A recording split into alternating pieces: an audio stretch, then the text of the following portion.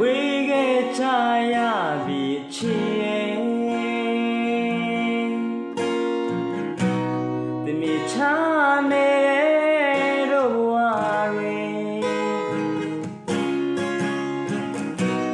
တတိယတို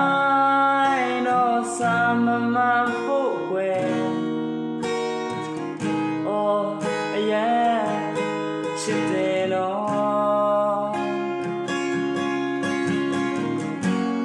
နေနေတော့နေရောက်တွေ့ဆုံချိန်လေးများရင်နဲ့ဆောင်စားရင်နဲ့လေကျူးစားထားရမြရာထင်လာပါရစေအပိတတ်တဲ့ချစ်သူအချိန်ကြာကြီးခွဲမထားနဲ့တော့ကွယ်ငကိုသူဘဝများငြိမ်ချမ်းအေးပါစေအတူတူနေရအောင်ပြန်လာမလားကိုအရင်နေဒီချီရဲ့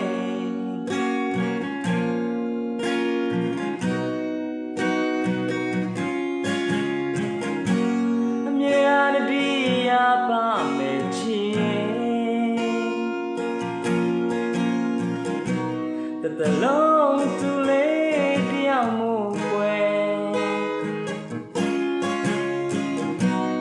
တွားခဲ့ကြ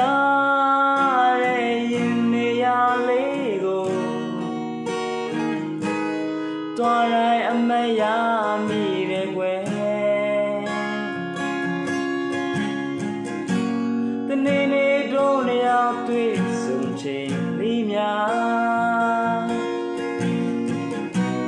ရင်နဲ့ဆောင်စားရင်နဲ့ကွယ်ကြိုးစားထားရမြရာထင်လာပါရစေအပိတတ်တဲ့ချစ်သူရဲ့အချိန်ကြာကြီးခွဲမထားနဲ့တော့ကွယ်ငကိုသူဘဝများ